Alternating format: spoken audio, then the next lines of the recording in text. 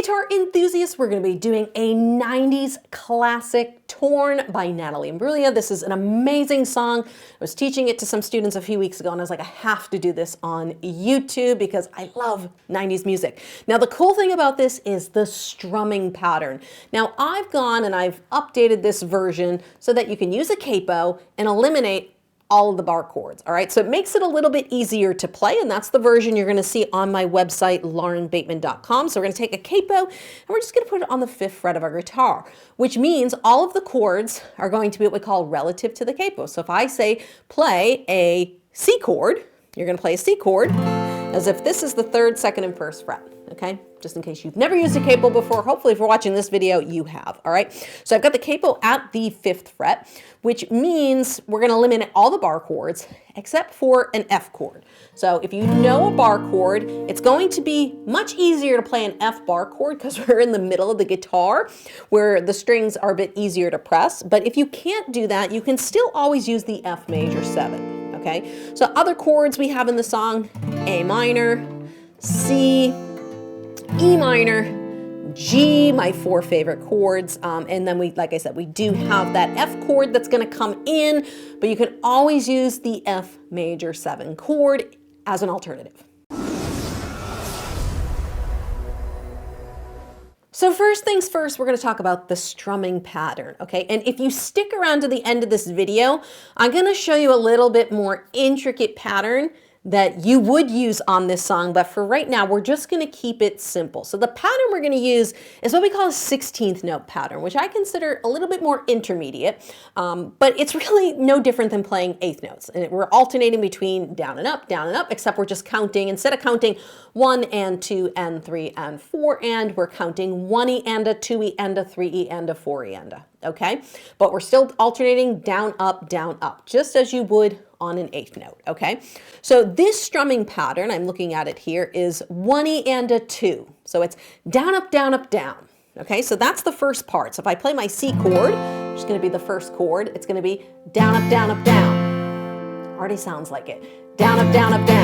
Okay, even if you don't know it's 1 E and a 2, just say down, up, down. 1 E and a 2. Okay, so that's the first half of our strum. It's just a down, up, down. Okay, not that hard. The tricky part is we come in on an up strum. We come in on the before 3. That can be the tricky part for people. But if you didn't do that, it would just be 1 E and a 2, and then 3 E and a 4. Okay, that's the simplest version. 1 E and a 2, and then 3 E and a 4. What we're gonna do is we're gonna add one more up before the down. So it's gonna be 1 E and a 2, a 3 E and a 4. Down, up, down, up, down, up, down, up, down, up, down. Just a little bit different. Again, down, up, down, up, down, up, down, up, down, up, down. Again.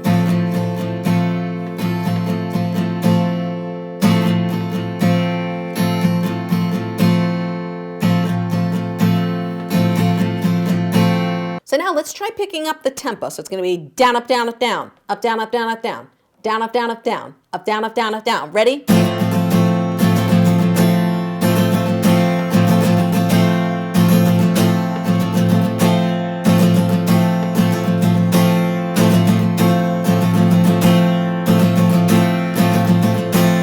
So you can kind of already hear this song if I put some chord movement behind it. Ready?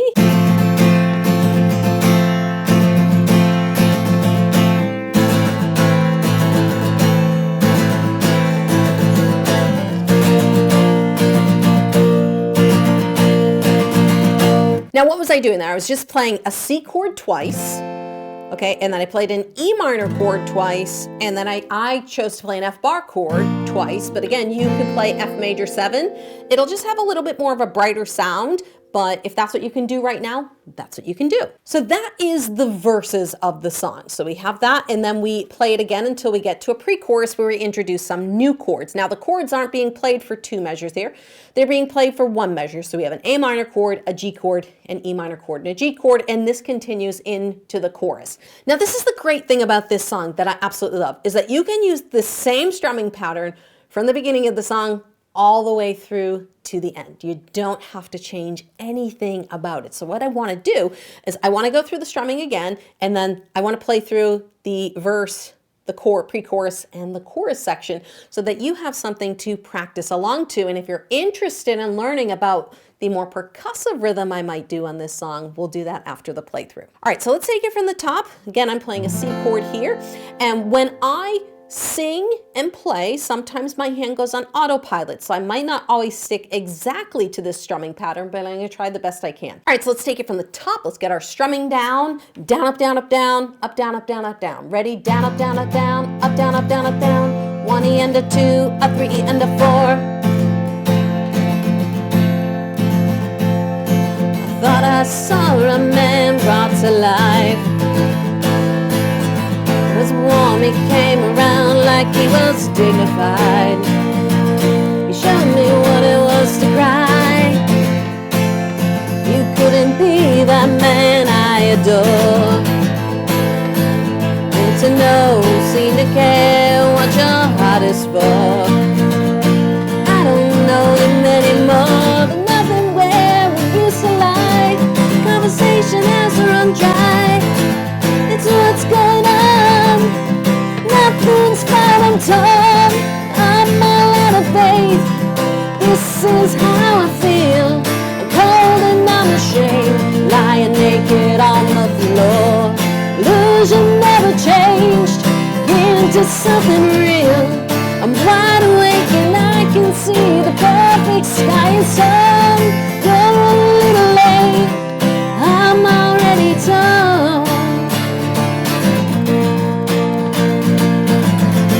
So you can see there were a couple times where like I lost myself because I was focused on the singing.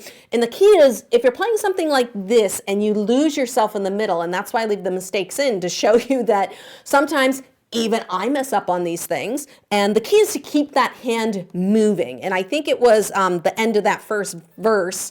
And I just kind of hung out on the chord and kept strumming. So as long as you don't stop strumming, if you keep strumming and you keep singing, it's gonna sound fine, okay? But even for me, you can see sometimes when I'm singing and I'm playing, I focus more on the singing. So sometimes the strumming isn't always exactly what it is, but I tried my best to try to keep it that strumming pattern.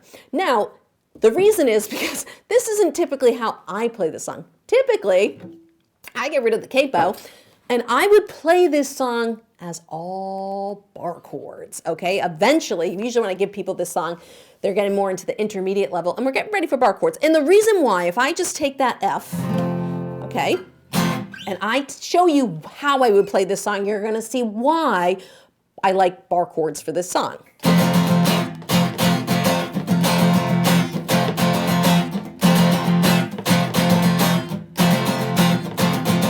Sounds totally different, right? Sounds much cooler, especially when we get to, you know, the chorus. Nothing's right, I'm torn, I'm all out of faith. This is how I feel, cold and I am shamed, lying naked on the floor. Okay, so you can see there's a little bit of a percussive element. What am I doing here? Okay, so first, let's just go through the bar chords. I'm playing an F bar chord, a real F bar chord. Then, if I were in the chorus, I would go to an A minor bar chord, which is here at the 5th fret, okay?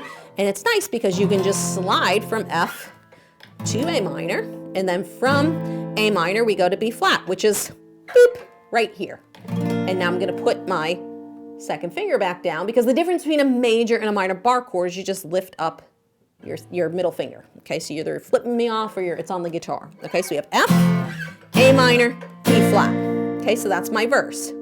And the strumming pattern I'm using a very similar strumming pattern.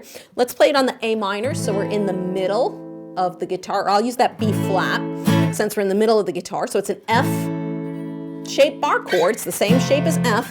It's just played on the 6th fret, okay? Just so I can show you this strumming pattern if you want to play with it without playing all the bar chords. It's a cool skill to learn, okay? So even if you're a beginner, you're not doing bar chords yet, watch this because you're going to learn what's to come and some cool stuff you can do and why eventually learning bar chords is so important.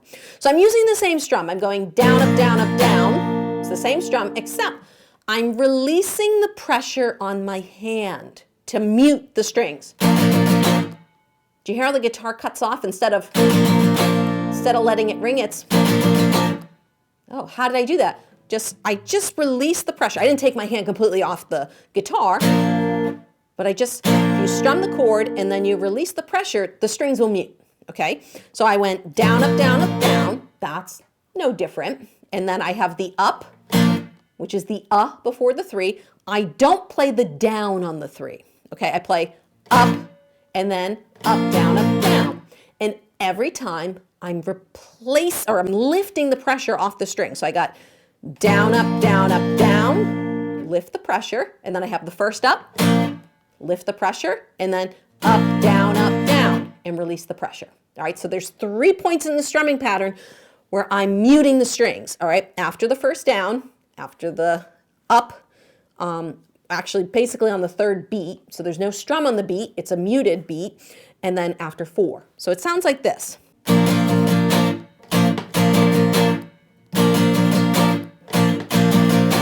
So you can hear it has more of a hop to it, a little bit more percussive and liveliness. Let me do that again. So it's down, up, down, up, down, up, down, up, down, down, up, down, up, down, up, down, up, down. Ready?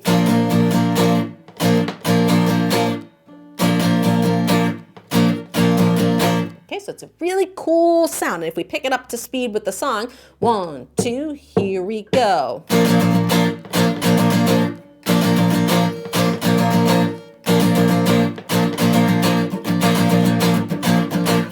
And you can get into lots of cool percussive stuff. I teach this in my expressive rhythm course that I have. But this is the cool thing about bar chords, because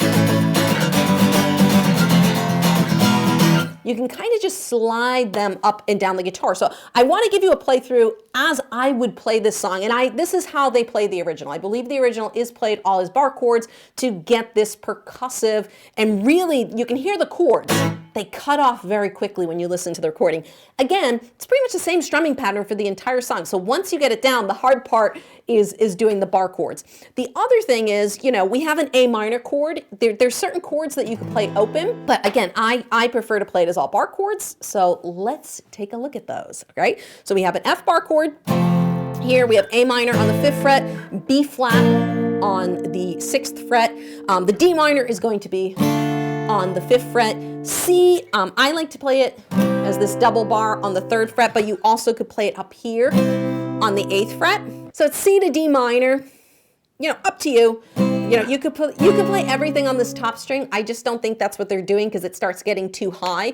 So I would opt to play the C chord on the 5th string, the D minor on the 5th as a 5-string bar chord. All right, so let's take it from the top. Okay, we're gonna start with the strumming pattern. I'm actually gonna take it from the next verse, pre-chorus and chorus, so we can just move a little further into the song.